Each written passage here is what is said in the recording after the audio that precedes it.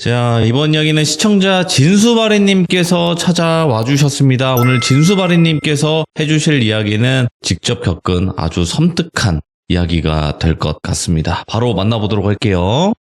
네, 여보세요. 진수바리님. 네, 안녕하십니까. 네. 뉴비 진수바리 인사드립니다. 감옥에 들어온 소감을 한 번씩 말씀해 주시면 좋을 것 같아요. 저번 주가 2주 차였는데, 네네네. 두 번째였는데, 이번 세 번째거든요. 네. 근데 두 번째 했을 때보다 더 떨리는 것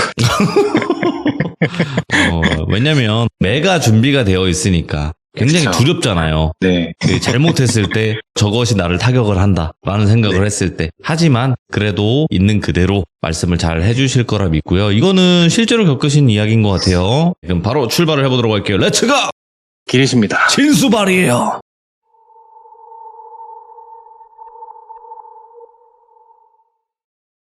오늘 이야기는 똘비라는 남성분이 겪은 이야기인데요. 제가 직접 이 똘비가 돼서 이야기를 전달 드려보려고 합니다.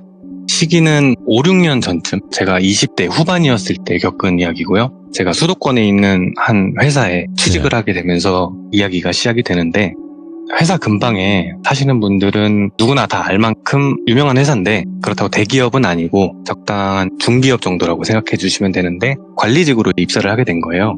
입사날 일주일 전에 회사 근처에 작은 반지하 원룸도 하나 구하고, 일주일 동안 근처 맛집이나 주변 지리도 좀 돌아보고 하는 그런 시간을 가지고 첫 출근을 하게 됐습니다. 출근을 하고 다른 직원분들한테 돌면서 인사를 드리잖아요. 안녕하십니까, 이번 새로 입사한 똘비입니다. 잘 부탁드립니다. 뭐 이런 식으로 인사를 다닌 거죠. 근데 그 회사가 평균 연령이 정말 높았거든요. 제가 20대 후반이지만 일단 20대는 없었고요. 제 바로 위에 계신 분이 50대 초반이었어요. 그래서 한 60대, 70대 이렇게가 가장 주로 많은데, 네. 사무실에 여직원이 몇 분 계셨거든요. 그 여직원분들은 30, 40대로 그나마 좀 어리셨는데, 그나마도 저랑 세대 차이가 좀 나는 그 정도라고 생각해 주시면 될 것 같습니다. 예. 출근을 했으니까 업무를 익혀야 되는데, 네. 처음에는 회사가 어떻게 돌아가는지 서류들 읽어보면서 좀 익혀라, 부장님이 그렇게 말씀을 주셔가지고 이것저것 읽으면서 회사가 어떻게 돌아가는지 그런 걸 좀 파악하고 있는데, 제 건너편에 앉아있는 여직원 한 분이 저한테 이제 쓱 오더라고요. 그러더니 똘주임 안녕? 이런 식으로 인사를 저한테 주시더라고요. 그래서 인사는 그날 오전에 했으니까 네, 이렇게 대답을 했어요. 이 여직원을 이제 순이라고 해볼게요. 순대리. 이 순대리에 대해서 간단하게만 설명을 드리자면, 네. 저보다 9살 정도 많았고, 제가 느끼기에는 만약에 여기가 직장이 아니고 밖이었다면 조금 풍채가 조금 있으신 이모, 약간 그런 이미지였거든요. 오. 근데 아무튼 이 순대리가 저한테 오더니 서류 뭉치를 주면서 이거 읽으면 도움이 좀 될 거야, 이러는 거예요. 그래서 감사합니다 하고는 읽기 시작했죠. 그렇게 뭐 하루 이틀 이렇게 읽다 보니까 회사가 어떻게 돌아가는지 대충 파악은 됐고, 그날 이후로 업무도 하나씩 배우고 이렇게 하다 보니까 이제 뭘 해야 되는지, 뭘 하면 안 되는지 뭐 이런 것들을 알아가고 있는데, 어느 정도 근무를 하면은 직원들이 파악이 좀 되잖아요. 이 사람은 어떻고 무슨 업무를 하고 뭐 뭘 싫어하고 이런 것들 있잖아요. 그런 게 파악이 되는데, 이 순대리가 네. 조금 이상한 사람이었어요. 본인이 한 6년 정도 회사를 다니면서 한두 가지 정도 업무를 맡고 있었는데, 그 업무를 가지고 매일 욕을 들어먹는 거예요. 매일. 근데 그렇게 욕만 들어먹으면 그냥 그런 사람인가 보다 하고 그냥 넘어갈 텐데, 문제는 점심시간에 구내식당에 가서 밥을 먹잖아요. 제가 자리를 잡고 밥을 먹고 있으면 순대리가 와서 제 앞에 앉아가지고 자기를 혼냈던 상사나 네. 아니면 다른 분들 욕을 그렇게 하는 거예요, 저한테. 예. 근데 그것도 솔직히 하루 이틀이지 매일 그 얘기를 들으니까 정말 같이 밥을 먹기가 싫더라고요, 나중에는. 부정적인 사람인 거니까. 예. 네. 그래서 점심시간이 됐을 때 제가 먼저 안 내려가고 순대리가 먼저 가기를 기다렸다가, 순대리가 먼저 가면 그 뒤에 가서 저 혼자 따로 앉아서 먹고 이렇게 시간을 보내게 됐는데, 그 후로 시간이 좀 많이 흘러요. 한 2년 정도. 2년 조금 안 된 시점이라고 생각해 주시면 될 것 같은데, 그 2년 동안 좀 많은 일들이 있었거든요. 네. 그동안 있었던 일을 간단하게만 좀 설명을 드리자면, 저는 저한테 좋아한다고 고백을 3, 4번 정도 3번인가 4번인가를 했어요. 그럴 수 있죠. 예. 네, 그럴 수 있습니다. 물론 제가 다 거절했고, 네. 그런데도 계속 저한테 구애를 하더라고요. 근데 문제는 인스타그램이 있잖아요. 예. 제 팔로워 목록을 뒤져서 제 전 여자친구를 찾질 않나. 어떻게 찾았지? 뭐 팔로워들을 막 타고 들어가서 제 친구들한테 DM을 보내서 이 똘짐 누군지 어떻게 아냐, 똘짐의 뭐 전 여자친구가 누구냐, 뭐 이런 식으로 물어봤다고 하더라고요. 나중에 얘기 듣기로는. 뭐 그런 적도 있었고, 제가 인스타그램에 제가 그린 그림 사진을 좀 올려놓은 게 있거든요. 아, 네. 근데 그거를 하나하나 다 캡처를 해서 자기 인스타그램에 똑같이 올려놓고, 네. 그 문구에다가 뭐 얄밉지만 좋아해 뭐라던가 뭐 가질 수 있다면 뭐든 할 준비가 됐다 뭐 이런 문구를 적어놨더라고요. 예. 그리고 프로필 사진을 저랑 커플 느낌으로 바꾼 건 뭐 일도 아니고, 한 달에 한 번 정도 손편지를 제 책상 위에 올려놓고 가고, 그리고 제가 자리를 잠깐 비우고 들어왔는데 제 컴퓨터를 만지고 있더라고요. 그래서 여기서 뭐 하시냐 물어보니까 무슨 파일 하나 옮겨갈 게 있다고 예. 핑계 대면서 막 만지더니 다시 자기 자리로 돌아가는 일이 몇 번 있었거든요. 불편하네. 네. 근데 이거에 대해서 얘기를 좀 해드리자면, 제가 혼자 타지에서 살다 보니까 주말이나 좀 쉴 때 취미 생활을 좀 하고 싶어서 제가 그림 그리는 거랑 사진 찍는 걸 좀 좋아하거든요. 그래서 한 일본 작가가 그림 전시회를 여는 걸 알게 돼서 한번 가보고 싶어가지고 친구들한테 영업을 했는데, 결국에는 혼자 가게 됐어요, 전시회를. 그래서 전시회 가서 구경도 잘 하고 사진도 많이 찍고 뭐 인스타에 업로드도 하고 이렇게 잘 다녀왔는데, 전시회를 다녀온 다음 날 친구 한 명이 야 이것 좀 봐라 하면서 사진을 하나 보내주더라고요. 그래서 뭐지 하고 봤더니 이제 순대리의 그 인스타 화면인 거예요. 그래서 뭔가 익숙한 사진이 있어가지고 그걸 제가 인스타 차단을 해놨었는데, 그걸 풀고 이제 직접 들어가서 봤는데 제가 갔던 전시회 있잖아요, 거기를 갔더라고요, 그 순대리가. 아무튼 우연일 수도 있잖아요. 예. 그래서 설마 아니겠지 하면서 그냥 넘겼는데, 한 2주쯤 지나서 또 다른 작가가 하는 전시회를 간 적이 있어요. 역시 혼자 갔고요. 구경도 잘하고 재밌게 잘 다녀왔는데, 그 다녀온 사진을 친구들한테 보내주고 예. 다음에 같이 가자 뭐 이런 식으로 또 영업을 하고 했는데, 며칠 있다가 설마 하는 마음으로 제가 순대리 인스타를 들어가 봤거든요. 예. 근데 제가 갔던 다음 날 그 전시회를 또 갔더라고요. 근데 이게 2번이면 우연이기 좀 힘들잖아요. 필연이지 그건. 네, 우연이지. 다른 전시회에 갔던 사진이 있다면 겹쳤겠거니 할 수 있겠는데, 정말 제가 딱 2개 갔는데 그 딱 2개를 간 거죠, 순대리도. 그때부터는 이게 좀 스토킹인가 이런 생각이 들더라고요. 그쵸. 그래서 이때 제가 아까 말씀드렸던, 제가 자리를 비웠던 사이에 제 컴퓨터를 만지고 있다고 했었잖아요. 예. 그게 제 PC 카카오톡 그거 대화를 뒤져본 것 같더라고요, 보니까. 네. 물론 이것 때문만은 아니고 뭐 여러 가지 정황이 제가 느낀 게 있어가지고 그렇게 느꼈는데, 전시회를 간다고 했던 정보를 얘기했던 게 친구들 단톡방에서 제가 한 얘기밖에 없었거든요. 그래서 아마 제 컴퓨터에서 카카오톡을 다 훔쳐보지 않았을까 이런 생각을 하게 됩니다.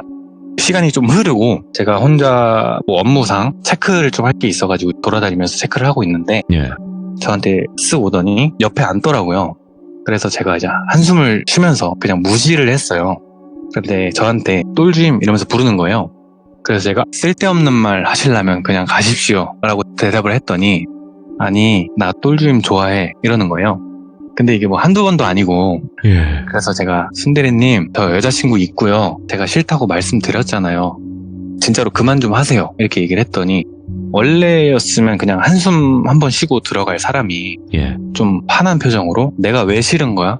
나이 많고 못생겨서? 이러는 거예요. 네. 그래서 거기에 뭐라 할 말은 없고, 솔직히 순대리님 이러는 거 좀 무섭다. 네. 제가 정신과에 진짜 잘하시는 분 계신데 소개를 좀 시켜드릴까요? 진짜 이거 병 있으신 것 같다 이렇게 대답을 했어요. 지금 이 얘기가 좀 앞부분에 생략을 많이 해서 급발진이라고 생각이 드실 수도 있는데, 수많은 일이 있었구나. 네, 정말 많은 일이 있었고 이 사람은 정말 정신적으로 좀 문제가 있다 예. 확신을 하고 있던 시기였어요, 이때는. 그럼 어떤 것 때문에 좀 더 좀 강력하게 느꼈나요? 그 순대리 바로 옆자리에 예. 순대리의 바로 직장 상사가 있는데, 상사가 뭐 한마디 할 수 있잖아요. 그러면은 그냥 혼잣말로 지나 잘하지 이네 이런다던가, 아니면 어떤 상사한테 혼나고 자리로 돌아가면서 막 욕을 한 바가지 한다던가, 그리고 아무도 뭐라 안 했는데 그냥 갑자기 막 소리를 빽 지르면서 밖으로 나간다던가. 근데 이런 거만 들어도 사실 좀 문제가 있구나라고 느낄만 하잖아요. 저희랑 다르다. 그런 상황이어서 제가 정신과에 아는 분이 있으니까 소개를 좀 네. 시켜주겠다 이렇게 얘기를 했던 거고, 그때 당시에도 제가 뭐 타일러도 보고 단호하게 거절도 해보고 할 거 다 해봤는데 아직까지도 이러는 상황이라는 걸 알아주셨으면 좋겠습니다. 다시 이야기로 넘어가자면, 예. 제가 그렇게 얘기를 하니까 갑자기 얼굴이 좀 빨개지더니 갑자기 딱 일어나면서 야, 나 살 빼고 이뻐지면 나한테 고백해 이러는 거예요. 일단요, 예. 이 멘트가 사실 좀 제가 느끼기에는 내가 지금 드라마 속에 들어와 있나? 진짜 이런 생각이 들 정도로 이게 일반적으로 좀 하는 말은 아니잖아요. 네. 나 이뻐지면 나한테 고백해 뭐 이런 말 자체가 예. 좀 황당했는데 그래도 무사히 상황은 넘어가서 그냥 넘겼어요. 그때는 여전히 회사에 출근을 하면은 키보드 위에 편지나 간식 같은 게 올라가 있고 제가 받을 때마다 읽지도 않고 간식은 뭐 먹지도 않고 다 버렸거든요. 그런데도 계속 그 짓거리를 하는 거예요. 그러다가 정말 화가 나가지고 회사 윗분들한테 얘기를 했어요. 조치를 좀 취해달라. 그랬더니 한다는 조치가 순대리한테 경고를 하고 자리 이동. 일단은. 요 정도였던 것 같아요. 자리도 그렇게 가깝진 않았는데 그냥 조금 더 멀어진 자리로 옮긴 거예요. 저는 진짜 너무 스트레스를 받는데 어르신분들이 보기에는 그냥 별일 아닌 걸로 생각을 하는 것 같더라고요. 누구는 직장 상사분이 저한테 야, 여자가 먼저 좋다고 하는데 너도 그렇게 매몰차게 하면 안 되는 거야. 이런 말까지 들었거든요, 제가. 그래도 효과는 뭐 없지는 않았어요. 그 뒤로 말을 좀 안 걸고 그랬는데 그것도 좀 잠깐이고 다시 추파가 시작이 된 건데 그래서 안 되겠다, 이직을 좀 해야겠다 하고 있었는데 결제 올라간 김에 대표님하고 그 건으로 면담을 좀 했어요. 이런 이유로 일을 못하겠다, 그 사람 보고 싶지 않다 뭐 이런 얘기를 하면서 이직하고 싶다고 했더니 대표님이 내가 몰랐고 이제 알았으니까 책임지고 그런 일 없게 하겠다 이러시면서 좀 만류를 하시더라고요, 이직에 대해서. 이직 대신에 그래서 한 달 정도 휴가를 좀 받았어요. 휴가를 해외로 가게 됐는데 제가 해외에 있는 동안 순대리가 그 회사 단톡방에다가 몇십 명이 있는 단톡방인데 거기에 장문에 톡을 하나 남겨놓고 단톡방을 나간 거예요, 새벽에. 그 내용이 일하는 게 너무 힘들고 근무 환경도 그렇고 똘주임까지 없으니까 일 못하겠다, 나 나가겠다 이런 내용이었거든요. 그래서 저는 해외에 있으니까 잘됐다, 돌아가면 순대리가 없겠거니 했죠. 근데 막상 이제 한 달 휴가를 마치고 회사에 복귀를 해보니까 왜인지는 모르겠는데 퇴사를 안 했더라고요. 근데 문제는 그때부터 흑화했다고 해야 될까요? 네. 안 그래도 정말 다른 사람이었는데 더 심해진 게 모니터를 부수지를 않나 외부하고 전화를 하다가 갑자기 전화하지 마 씨 하면서 끊는다든지 정말 흑화한 것처럼 변했더라고요. 그래서 저도 최대한 조용히 회사를 다녔는데 그러던 어느 주말이었어요. 밖에서 혼자 돌아다니고 밥도 먹고 노래방도 갔다가 돌아오는 길에 음악을 들으려고 핸드폰을 딱 꺼냈는데 부재중 전화가 몇십 통이 와 있는 거예요, 순대리한테요. 근데 제가 주말에는 제발 전화하지 말아달라고 했었거든요. 근데 그걸 무시하고 전화를 수십 통을 하고 더 충격적인 건 카톡에다가 사랑해 보고 싶어, 사랑해 보고 싶어 이런 식으로 카톡이 엄청 와 있는 거예요. 막 소름이 끼쳐가지고 이 사람이 드디어 정신줄을 놨구나 싶어가지고 제가 문자를 보냈어요. 내용이 노무사 상담도 받았고 직장 내 괴롭힘으로 신고할 준비가 됐으니까 마지막으로 경고합니다. 한 번 더 이런 짓 하면 바로 신고하겠습니다. 뭐 이런 내용이었어요. 뭐 답장은 없었고 그날 밤에 자려고 딱 누웠는데 새벽 1시 좀 넘은 시간이었거든요. 갑자기 인터폰이 울리는 거예요. 근처에 뭐 친구가 사는 것도 아니고 뭐 찾아올 만한 사람도 없는데 새벽 1시에 누가 인터폰을 누르니까 무섭잖아요. 그래서 무서워서 가가지고 인터폰 화면을 봤더니 제가 그 보내드린 사진 혹시 그거 띄워주실 수 있으실까요? 인터폰 사진. 이 사진에서는 좀 특정하기 어려운데 좀 막 움직이면서 마스크 위로 얼굴이 좀 보였거든요. 근데 한 40대 정도 되는 남성이었던 걸로 기억을 해요, 제가. 모자 쓰고 후드였나 뭐 이상한 걸 좀 쓰고 눈 빼고는 완전히 가린 그런 얼굴이었는데 인터폰 끝나기를 기다렸는데 끝나자마자 또 울리는 거예요. 그게 5번, 6번 이렇게 계속 울리더니 갑자기 그 공동 현관 있잖아요. 거기를 발로 쾅쾅 차는데 저희 집이 반지하라서 그 소리가 다 들리는 거예요. 그래서 너무 무서워서 제가 경찰에 신고를 했죠. 그 신고 내역도 제가 보내드렸죠. 제가 문을 안 여니까 옆집에 또 인터폰을 하더라고요. 그 소리가 들리더라고요. 근데 옆집도 당연히 무시를 했죠. 그쯤 돼서 조금 있다가 전화가 왔는데 경찰관 분이시더라고요. 전화를 받았더니 신고자분 지금 상황이 좀 급박한 상황이냐, 상황 설명 가능하겠냐 해서 제가 뭐 이러이러한 상황이다, 그렇게 급박한 건 아니지만 뭐 언제 들어올지 몰라서 무섭다 이렇게 얘기를 했더니 금방 오겠다면서 전화를 끊었거든요. 한 10분 정도 지났을까? 이때까지도 계속 인터폰을 누르고 있었는데 밖에 경찰 분들 목소리가 들리는 거예요. 그리고 그 사람을 태워갔는지 뭐 어쩐 건지 뭐 조용해지더라고요. 그리고 한 30분쯤 지났나? 그 전화 왔던 경찰분한테 또 전화가 왔는데 이 근처에 사시는 분은 아니고 근처에서 술 한잔 하시고 예. 취해서 뭐 집을 착각한 것 같다. 그래서 그냥 훈방 조치했다 이러시더라고요. 그래서 제가 진짜 혹시 올라가지고 한번 여쭤봤어요. 그 경찰분한테 혹시 그 40대 남성분 맞죠? 이렇게 여쭤봤더니 그 경찰분이 아니요 여성분이신데 이러시는 거예요. 그 듣는 순간 멍해져가지고 이거 설마 순대리인가? 만약 순대리라면 순대리가 변장까지 하고 저희 예. 집까지 찾아온 거잖아요. 너무 무서운 거예요. 그래서 그날 거의 잠을 못 잤고 뭐 친구들한테 뭐 이런 일이 있었다 무섭다 이런 얘기도 하고 새벽에 겨우 잠이 들었는데 다음날도 쉬는 날이었거든요. 잠깐 나가서 집 앞에서 밥 먹고 커피 한 잔 사들고 집에 들어오는데 자연스럽게 그 우편함 있잖아요. 예. 거기를 딱 봤는데 거짓말처럼 항상 제 책상 위에 올려져 있던 그 핑크색 편지 봉투가 헐. 가지런히 꽂혀 있는 거예요. 어제 순대리가 맞았구나 이런 생각이 들더라고요. 어쨌든 그 편지를 갖고 들어와서 펼쳐봤는데 여태까지 편지에는 좀 친절함이 담긴 그런 어투의 반말이었다면 이제는 조금 딱딱한 존댓말로 적었더라고요. 내용은 뭐 네가 날 아무리 밀어내도 나는 네가 좋고 너에게 감사를 느끼고 있다. 뭐 이런 내용이었어요. 저는 당연히 이게 사진만 찍고 바로 버렸거든요. 편지가 진짜 있어요, 저한테. 예, 근데 이거를 정확히 보여드리면 특정이 될 수 있고, 진수바래님이 또 불편해질 네. 수 있기 때문에.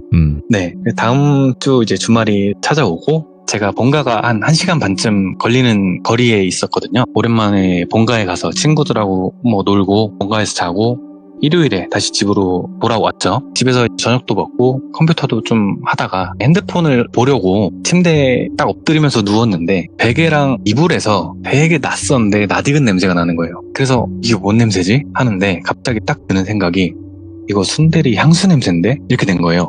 그 순대리가 쓰는 그 이상한 뭐 섬유 향수 같은 게 있었는데 향이 나는구나. 네, 제가 그 냄새 진짜 싫어했거든요. 근데 딱 그 냄새인 거예요.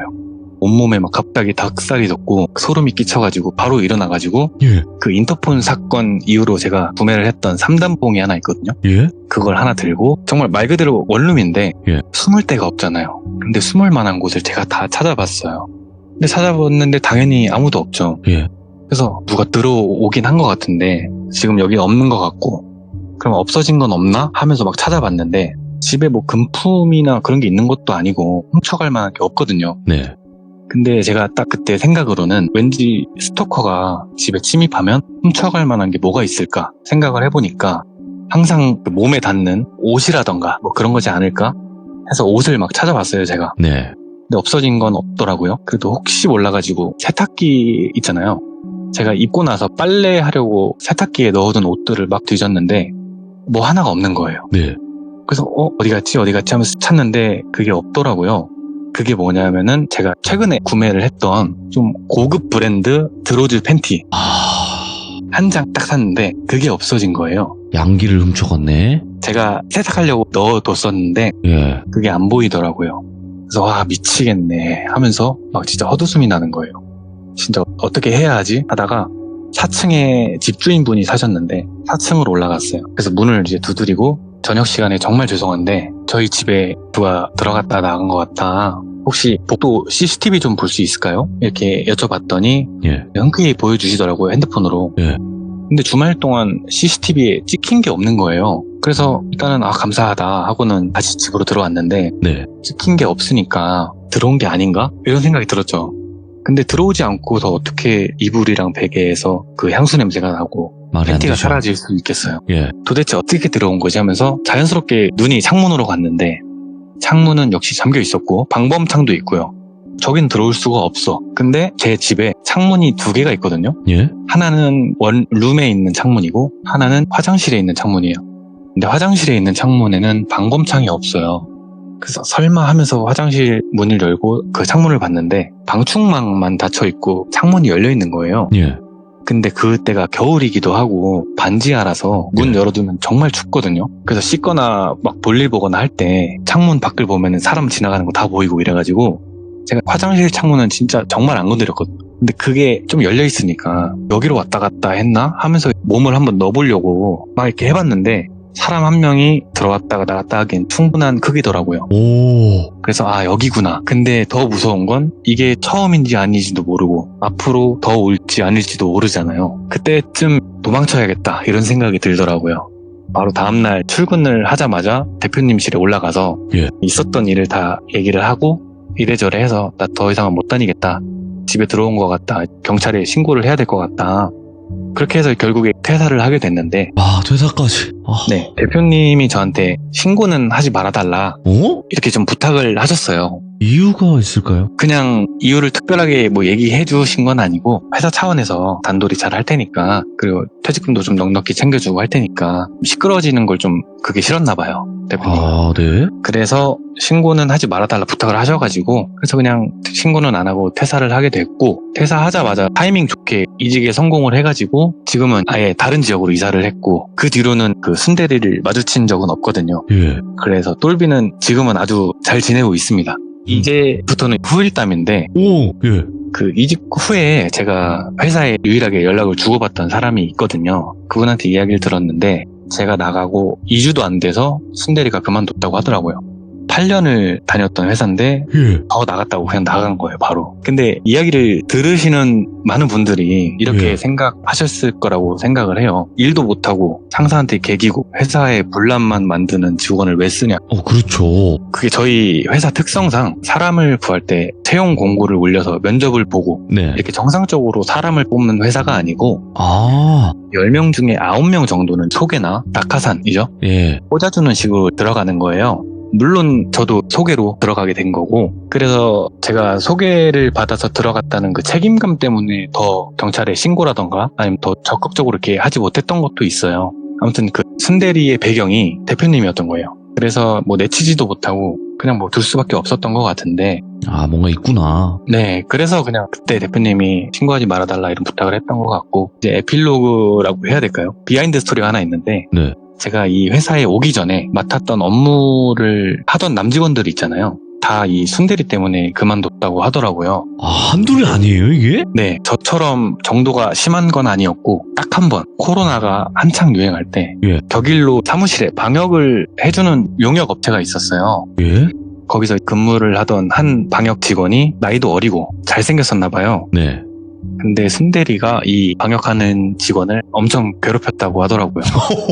미쳐버리겠다, 진짜. 연락처 알아내서 매일 전화하고 따라다니고 뭐 주말에 만나자 하고 방역 직원도 무서우니까 본인이 맡은 업체를 바꿔달라고 요청을 했나 봐요. 네. 근데 그걸 어떻게 들었는지는 또 모르겠는데 이 순대리가 그 사무실에 저희 과도가 있거든요. 예? 누가 과일을 가져오면 그걸 깎아서 먹을 때 쓰는 과도가 있는데 과도를 들고 그 사람이 방역을 왔을 때 나랑 안 만나면 나 죽을 거야 하면서 자를 하려 했다고 하더라고. 아, 스스로 해하면서 협박을 했구나. 네. 근데 이제 결국에는 거절당했고 순대리는 무슨 특수 협박 예. 그런 걸로 경찰서까지 가서 조사를 받고 근데 왜인지 모르겠는데 조사만 받고 그냥 나왔다고 하더라고요. 예. 그 뒤에 방역업체 직원은 그만뒀고 순대리는 슬퍼했겠죠. 못 보니까. 네. 그러던 와중에 제가 이제 입사를 하게 됐고 네.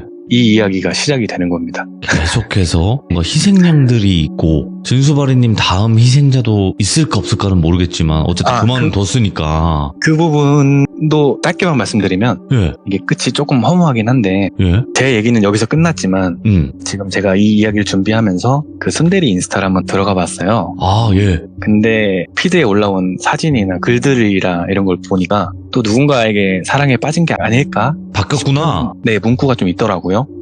그래서 그 누군가에게 예. 어서 도망치라는 말씀 전달드리면서 오늘 이야기는 여기까지 해보겠습니다. 그러면 진수바리님 저한테는 그 순대리의 사진이 있잖아요. 예, 이거를 제가 보여드릴 수는 없지만 묘사는 해도 될까요? 묘사요? 시청자분들께 안 될까요? 그 사람이 보고 묘사까지는 있을까봐. 괜찮을 것 같습니다. 어차피 네. 이 이야기를 듣는 이상 예. 알지. 자기라고 확신을 할 수 있기 때문에 묘사까지는 괜찮을 것 근데 같습니다. 보고 있을 것 같아요. 근데 제가 보내드렸던 그 편지 제가 아, 네. 블러 처리를 좀 해가지고 모아서 올려놓은 게 있는데 그것도 혹시 올려주셨을까요? 네, 아까 보여드렸는데 어차피 아. 내용은 잘 모르죠. 블러 처리가 되어 네, 있으니까. 아, 일단은 제가 묘사를 한번 드리자면 네. 일단 머리카락이 굉장히 비 맞고 나면 부시시한 머리 아세요? 여러분들? 그런 머리가 한 어깨 조금 넘는 것 같고요. 그리고 굉장히 둥글둥글하게 생겼어요. 그러니까 표현을 하자면 그냥 어디서든 볼 수 있고 굉장히 순하게 그러니까 순대리가 맞아. 뭔가 그냥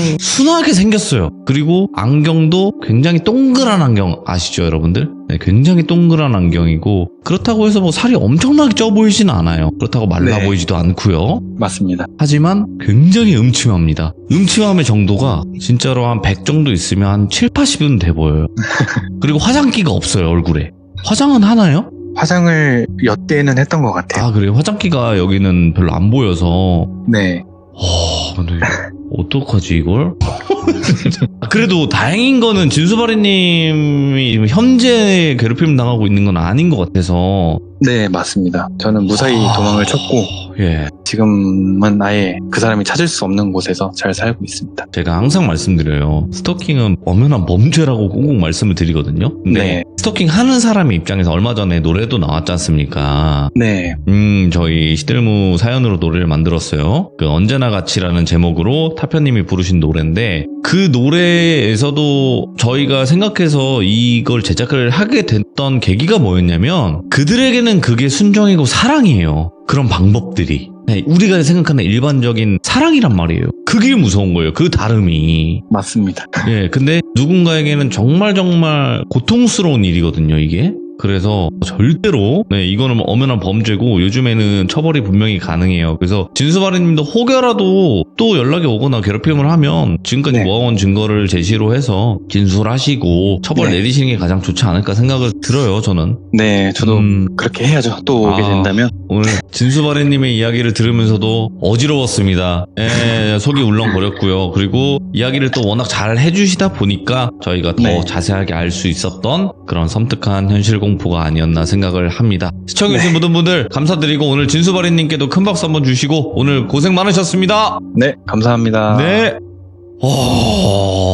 저는 지금 모자이크가 안 되어 있는 사진과 편지들이 다 있어요. 근데 제가 표현을 해드릴 수 있는 방법 선에서 표현을 해드렸습니다, 여러분들. 근데 스토킹을 당해보신 분들, 안 당해보신 분들이 계실 거예요. 당해보기가 어려워요, 사실상. 당해보기가 어렵고요, 일반적으로. 근데 당했을 때는 굉장히 무서울 것 같아요. 여러분들도 요즘에는 스토킹법 같은 게 강화가 됐기 때문에 처벌이 된단 말이에요. 그래서 꼭 처벌 잘 하시길 바라겠습니다. 시청해주신 모든 분들 감사드립니다. 고맙습니다.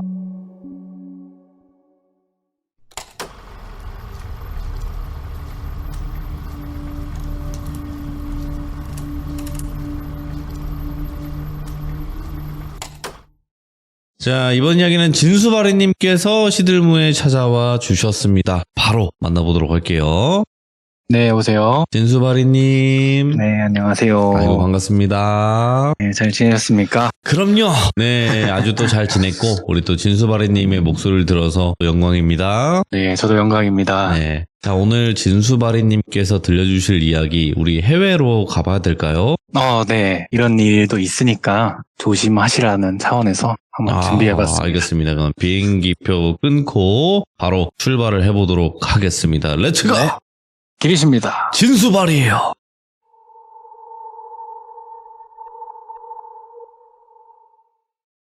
일단 이야기를 시작하자면 시기는 대략 한 10년 정도 된 이야기고요.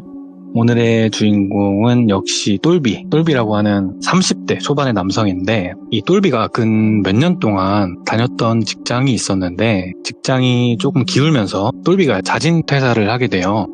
왜 자진 퇴사를 했냐 하면 똘비의 직장이 전문성이 필요한 그런 직장은 아니었고요. 밖에서 그냥 아무나 잡아다 놓고 일 시키면 할 수 있는 그런 일들을 매일 반복해서 하다 보니까 매너리즘에 좀 빠진 거죠. 누구나 출근길에 퇴근하고 싶다 이런 생각을 하잖아요. 네, 똘비는 그런 단계를 좀 넘어서 점점 감정이 사라지는 듯한 그런 느낌까지 들었다고 하더라고요. 똘비가 자진해서 퇴사를 하게 됐고 자진 퇴사를 하면 회사 차원에서 좀 챙겨준다 뭐 이런 이야기가 있어가지고 근데 그 이야기대로 이제 퇴직금을 좀 넉넉하게 받은 거죠. 근데 하루아침에 직장을 잃게 되고 그러니까 시간이 남잖아요. 휴식 시간을 좀 가졌대요. 그러다가 우연치 않게 예능 프로그램을 하나 보다가 뭔가를 하나 느꼈는데 내가 그동안 너무 일만 했나? 이런 생각이 들더래요.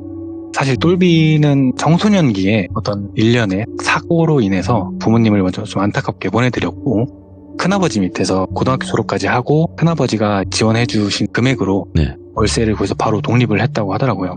군대를 다녀오고 곧장 직장을 구해서 계속 일을 했는데 쉬지도 않고 일만 해왔던 거죠. 돌아보니까. 그래서 본인을 위해서 선물을 하나 해줘야겠다 이런 생각이 들어서 해외여행을 한번 해보자. 근데 같이 갈 친구는 없고 이제 혼자라도 한번 다녀와 보자 해서 여러 나라를 알아보기 시작했는데 결국에는 홍콩하고 대만 이렇게 좀 두 개로 나뉜 거예요, 후보가.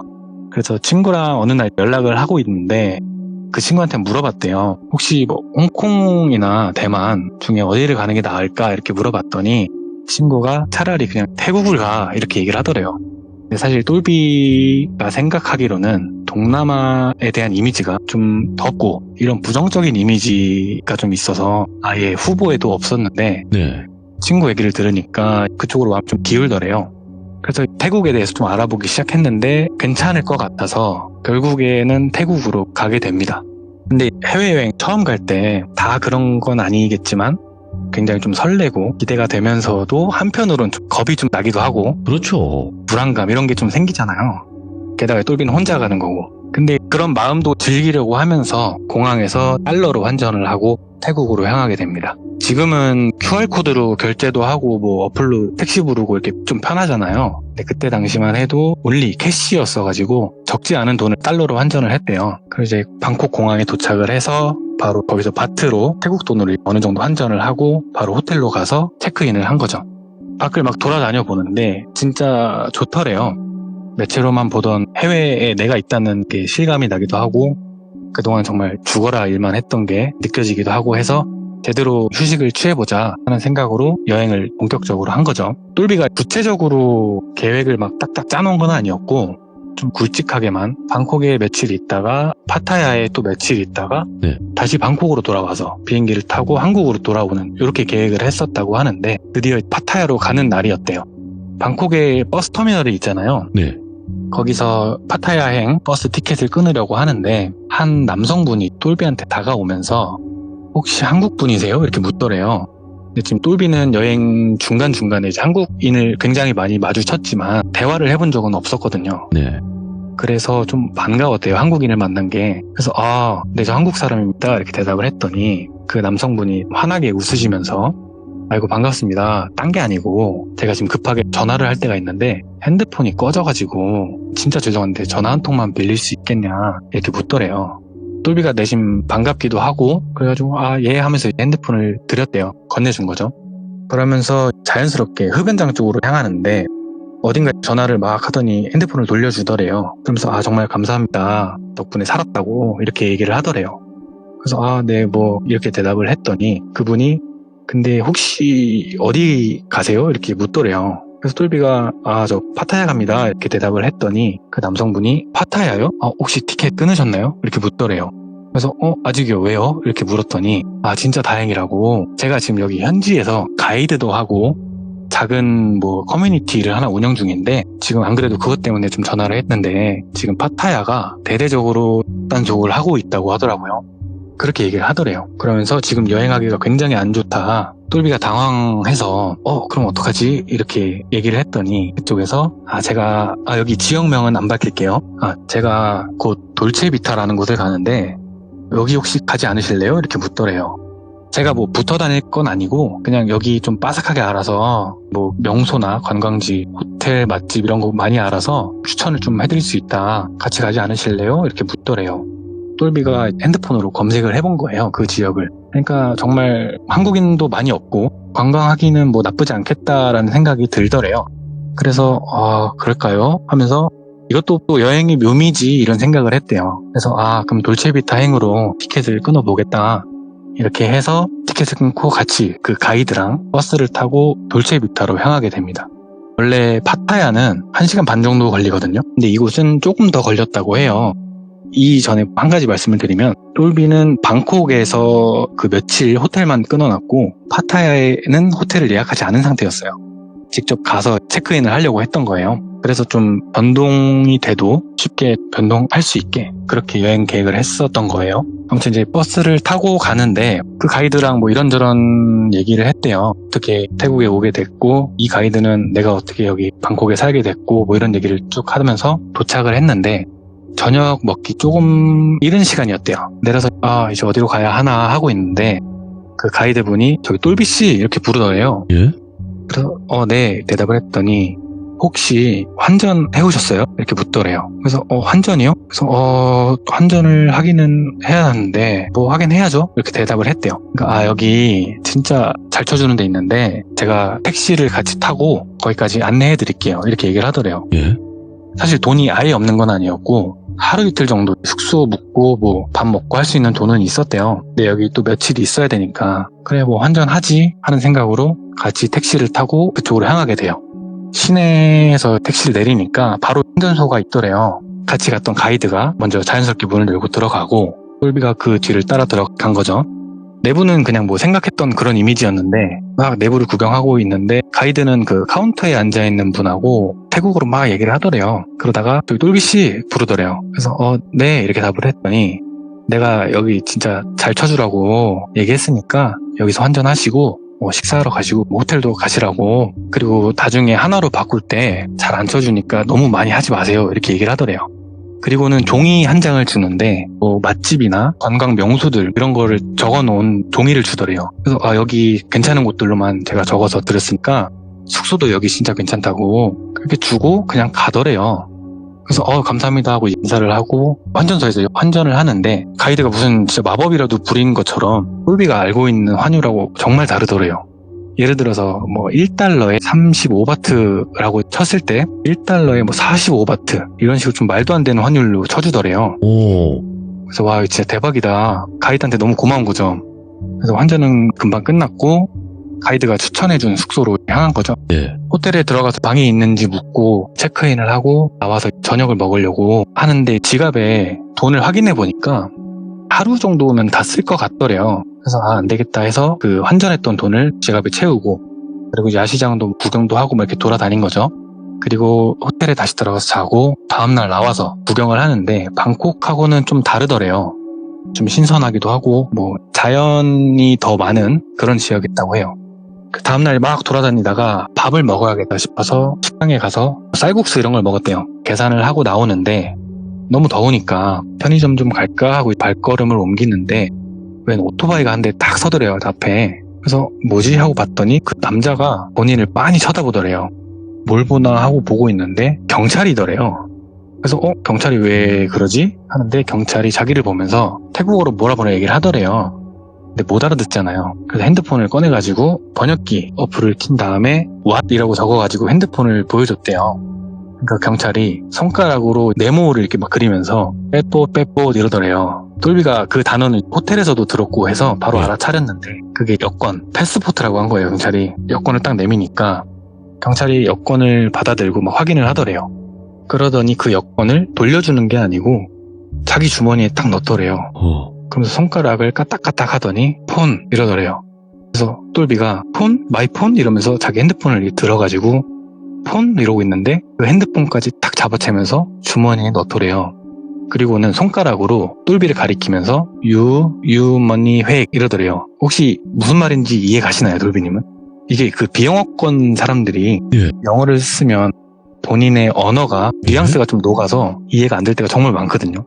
똘비도 이 뜻을 이해를 못했는데 you money 획 이 하는 말이 you money fake였던 거예요. 예. 그래서 what 하면서 give me my phone 막 이렇게 했대요. 그러니까 번역기를 막 쳐가지고 보여주더래요, 경찰이. 네. 근데 번역기에서 음성으로 나오는 거 있잖아요. 그 음성이 들리는데 당신은 위조 지폐를 사용합니다 라는 말이었대요.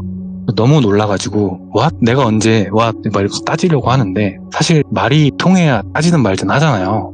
아무리 말해봐야 경찰은 말이 안 통하는 거예요. 계속 한참을 한국어 섞어가면서 따지니까 그 경찰이 다시 번역기에 뭐라고 하나 써가지고 보여주는데 당신은 불법 행위를 했다. 체포를 합니다. 이렇게 써있더래요. 너무 황당하잖아요. 그 똘비가 지갑에서 돈을 꺼내가지고 봤대요. 근데 어떤 누가 그 외국 돈을 보고 이게 위조 지폐인지 아닌지 알 수 있겠어요. 아무리 봐도 모르겠는 거예요. 그래서 그 돈을 보여주면서 이게 위조 지폐냐고 이게 페이크 머니냐 이렇게 막 물어봤더니 경찰이 stay here 이러더래요. 여기 있어라. 뭔 말인가 싶은데 계속 따진 거죠, 똘비는. 근데 조금 있다가 저 멀리서 경찰차가 한 대 오더래요. 그래서 그 경찰이 왔다고 똘비 팔을 딱 잡더니 경찰차에서 내린 사람은 오토바이를 타고 가고 그 경찰이 똘비를 경찰차에 태우고 어디론가 향한 거예요. 똘비 입장에서 그냥 민간인, 뭐 일반인이 자기한테 그런 짓을 했으면 죽을 힘을 다해서 뿌리치고 뭐 이렇게 싸웠을 텐데 경찰이 그러니까 반항을 할 생각조차 못했다고 하더라고요. 그래서 자기는 운전석에 타고 출발을 하는데 똘비가 뒤에서 계속 얘기를 했는데도 들은 채도 안 하더래요. 지금 힙색을 차고 있었는데 지갑 말고는 지금 다 뺏긴 거예요. 네. 여권, 핸드폰. 근데 이 억울한 걸 넘어서 좀 무섭더래요.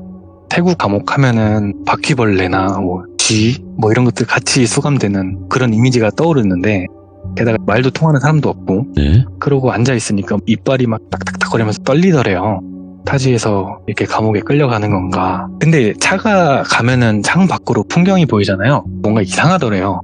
뭐가 이상했냐면 경찰서라 하면은 보통 도심 중심이나 아니면 시내 접근성이 용이한 그런 곳에 있어야 되잖아요. 근데 갈수록 점점 더 시골 같더래. 게다가 지금 갑자기 폭우까지 막 쏟아지는 거예요. 높은 건물은 원래 잘 없기도 했는데 그런 건물은 이제 아예 보이지도 않고 한자집들만 나오고 건물이나 사람보다 나무가 더 많이 보이더래요. 도대체 어딜 가는 건가. 그렇게 1시간 반을 갔대요. 그래서 딱 도착을 했는지 차가 딱 서고 경찰이 내리더니 문을 열고 똘비를 밖으로 빼더래요.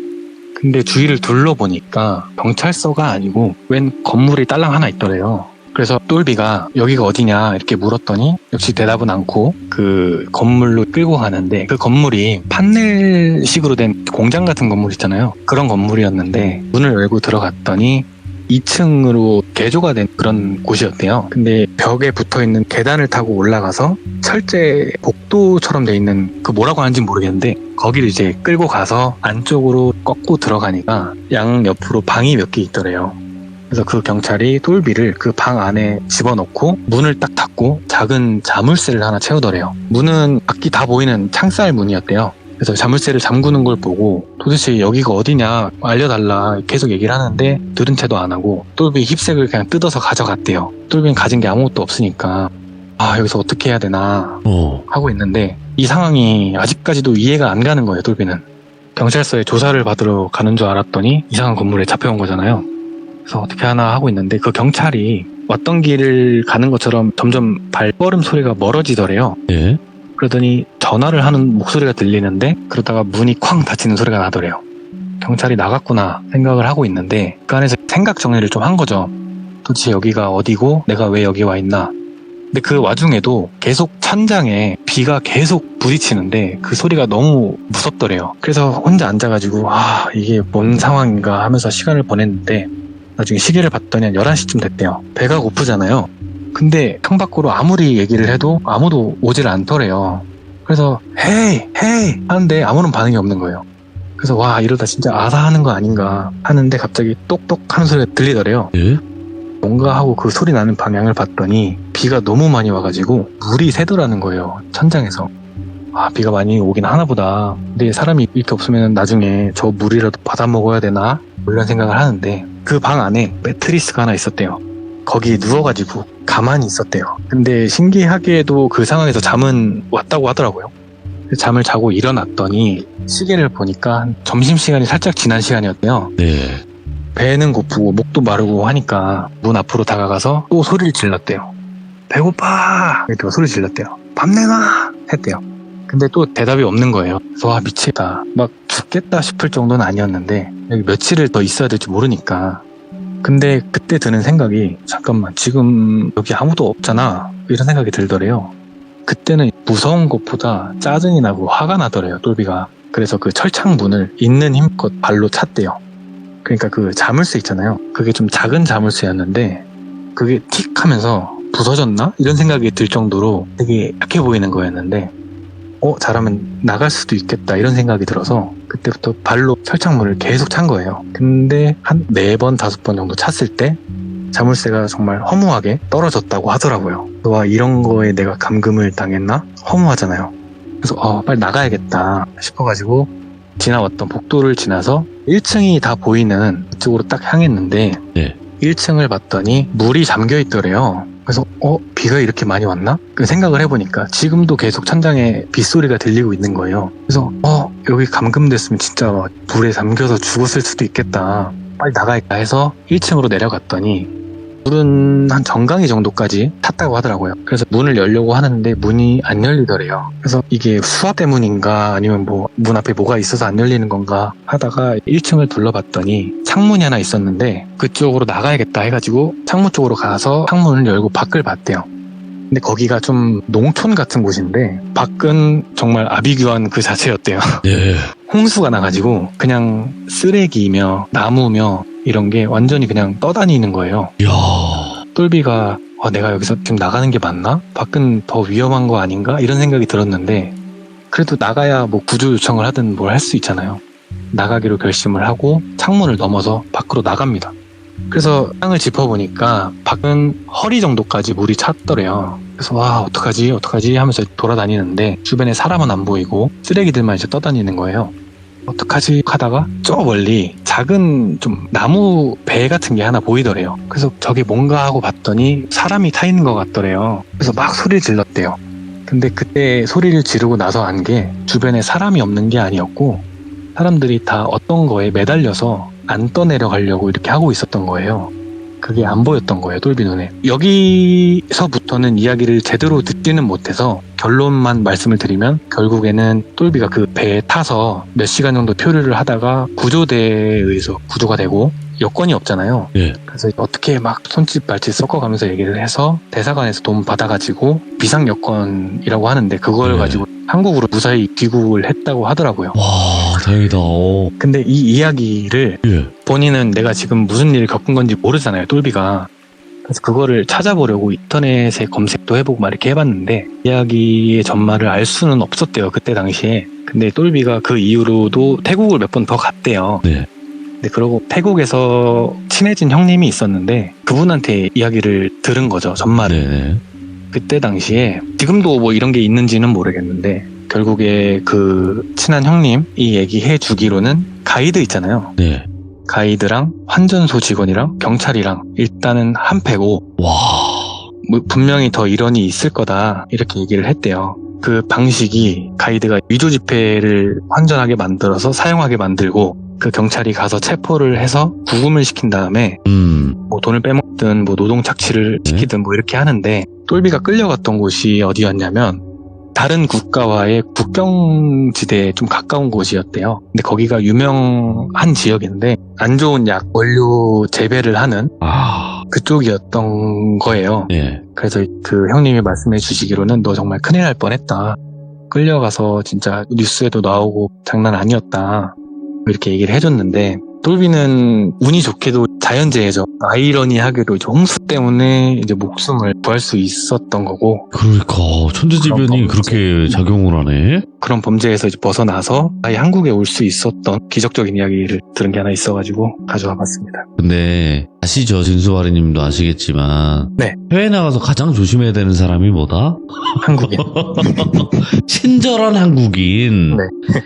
호의적으로 다가오는 한국인. 네. 네. 가장 조심해야 된다고 들었습니다. 저도 이 이야기 때문만은 아니고 네. 제가 태국에 거주를 했었어서 태국 관련된 이야기가 있거든요. 오, 예. 외국에 있었다 보니까 네네네. 그때 느낀 점이 귀신보다 사람이 무섭다고 하는데 네. 외국에서는 외국인보다 한국인이 더 무섭다 이런 말이 실제로 있거든요. 오, 예. 네, 한인들 사이에서도 그런 말이 좀 있고 네. 그래서 저도 그런 걸 좀 느꼈던 적이 있어서 네.